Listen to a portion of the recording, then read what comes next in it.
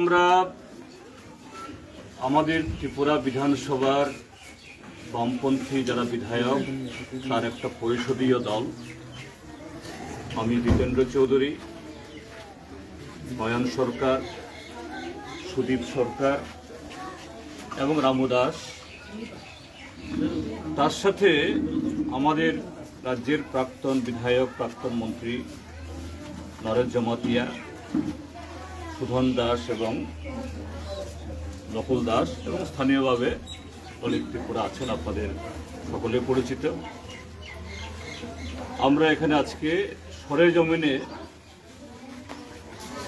এখানে যারা এই গত 7 তারিখের পর, বিশেষ করে 12 এবং 13 তারিখে একটা অপ্রীতিকর ঘটনাকে কেন্দ্র কইরা উদ্ভূত পরিস্থিতিতে যারা ক্ষতিগ্রস্ত তাদের অবস্থা দেখতে চাইছি। আমরা চাইছিলাম আরো আগে আসতে, কিন্তু প্রশাসন বলছে একটু আমাদেরকে সময় দেন, আমরা একটু সবটা আমরা সামলাই আনি। তারপর গত 22 তারিখে 22শে জুলাই আমরা জেলা শাসক বলেন স্যার আপনি যেতে পারেন, সেদিন আমরা আসি। কিন্তু অজ্ঞাত কারণে ধলাই জেলা শাসক এবং এসপি আমাদেরকে এখানে আসার জন্য বললেও, সম্মতি দিলেও আগরতলা থেকে হস্তক্ষেপ হয়। আগরতলা থেকে শুরু হওয়ার পথেই আমার এসকর্ট তুলে নেওয়া হয়, আর এখানে এসে দেখি দাঙ্গাবাড়িতে বিশাল পুলিশ বাহিনী রাস্তাতে ব্যারিকেড করে দাঁড়াই আছে। তো আজকে এই 1 তারিখে আইসা আজকে এটা উপলব্ধি করতে পারতেছি আমরা কেন আমাদেরকে বাধা দেওয়া হয়েছে। কিসের লজ্জা, কিসের সংকোচ, কি কারণ?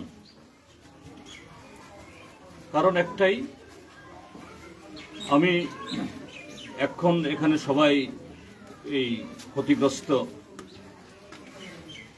শারীরিক মানসিকভাবে পীড়িত, কাজে তাদের সামনে এগুলি আমি বলতে চাই না। শুধু একটা কথাই আমি বলবো, এই অনভিপ্রেত ঘটনা এটা আমাদের রাজ্যের বর্তমান শাসক দল বা সরকার এদের বদান্যতাতেই হয়েছে। আনন্দ মেলা যে মহকুমাতে সন্তান বিক্রি হয়, কুলের সন্তান, 2 দিনের সন্তান, রেশন কার্ড বন্ধক দিয়া জমিয়ারা চলে, রেগার কাজ হয় না, ওই ইয়াতে রতননগর দিয়া বাংলাদেশে কাটাতার বেড়া পার হইয়া যায় বন্ধকি তুলতে। সেই গন্ডাছড়াতে কিসের আনন্দ, কিসের মেলা? 1 মাস ব্যাপী মেলা, প্রশাসনের ছত্রছায়ায়, তাদের নজরে। এবং এগুলি যারা আপনার গন্ডাছড়া মানুষ, আপনারা দেখছেন রাত্র 10টা, 11টা, 12টা অবধি চলে মদের ফোয়ারা, জুয়া খেলা। অর্থাৎ এরকম একটা অহেতুক ঘটনা, একটা নিরীহ যুবক তার খুন হওয়া, অকাল মৃত্যু হওয়া, আর এটাকে কেন্দ্র করে এতগুলি বাড়িঘর পোড়ানো, এতগুলি সর্বশান্ত হওয়া। এই যাই হোক, এগুলো সঠিক তদন্ত হোক, দোষী কারা বাইর হোক, এটা সবাই আমরা চাই। কিন্তু আজকে এখানে মূল আমাদের বক্তব্য বলে, এখন এখানে শিবিরে কথা বলছি আমাদের মায়েদের, বোনেদের সাথে, এবং বয়স্করা ছিলেন, তারা বলছেন 165 পরিবারের 4 শতাধিক মানুষ এই শিবিরে আছে। হয়তোবা কেউ কেউ দিনের বেলা একটু বাড়িতে ঘুরে আসেন, এবং এখানে যে অবস্থার মধ্যে আছে এটা মানবতার অবস্থা, করুণ অবস্থা। আমাদের দেশের সরকার কি এত গরিব হয়ে গেছে? এখানে 70-80 বছরের বৃদ্ধ বৃদ্ধা 1.5 মাস 2 মাসের শিশু পলিথিনের উপরে থাকতে পারে? কোন একটা জায়গাতে যদি একসাথে এত লোক হয়, স্বাভাবিকভাবে সেখানে একটু নোংরা হইব, মশা মাছির উপদ্রব হইব। মশারি দেওয়া হয় না সরকারের তরফ থেকে। এইভাবে একসাথে থাকলে পরে জলবাহিত রোগ হয়, তার জন্য কনস্ট্যান্ট মেডিকেলের ব্যবস্থা করা দরকার। এখন অভিযোগ করতেছেন যে সকালবেলা একজন মা অসুস্থ হয়েছেন, বারবার বলা সত্ত্বেও কাছে হসপিটাল নেওয়ার লোক নাই। যে সরকার যে কত উদাসীন প্রশাসন। জল স্যানিটেশন তো নাই, তারপরে জল একটা ফিল্টার নাই, কি করে এগুলো চলতে পারে? যাই হোক, এগুলি আমরা তুলে ধরব। এখন দ্বিতীয় যে জিনিসটা সবচেয়ে ইম্পর্টেন্ট, সবচেয়ে গুরুত্বপূর্ণ, সেটা হলো এরকম শিবিরে তো অনন্তকাল কেউ থাকতে পারে না। শিবির জীবন কারো কাছে কাম্য না। হ্যাঁ, শিবিরে একটা খুব কঠিন সময়েতে আনতে হয়, কিন্তু এটা কোনোদিনই দীর্ঘায়িত হওয়া উচিত না। আমাদের টিমের, আমাদের প্রতিনিধি দলের বা আমাদের পার্টি এবং আমাদের গন্ডাছড়াতে যে আমাদের পার্টির লোকেরা, আমাদের দলিত ত্রিপুরা নেতৃত্বে এবং অন্যরা ইতিমধ্যে বারবার তার প্রশাসনের কাছে গেছে। সুষ্ঠু পুনর্বাসন মানে টোকেন কিছু পয়সা দিয়ে দেওয়া না।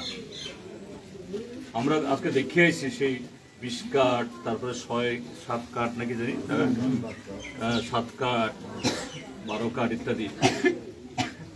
কি ধরনের নিষ্ঠুরতা! সমস্ত তৈজসপত্র লুট করে নিয়ে গেল, গিয়া আবার আগুন লাগাই দিল। ওই হিটলাররা এটা করত, এই কাজটা এখন হয়েছে। কি ধরনের ইন্ধন থাকলে পরে এটা হইতে পারে?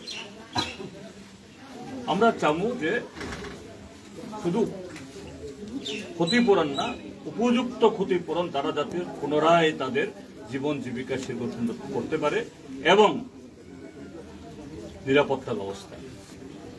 এর আগে এখানে এসপিও ক্যাম্প ছিল, এই 20 কার্ডিও ছিল, তারপরে এদিকে যে আমরা দেখে এলাম কোন জায়গায় জানি, এমআর দাসপাড়া।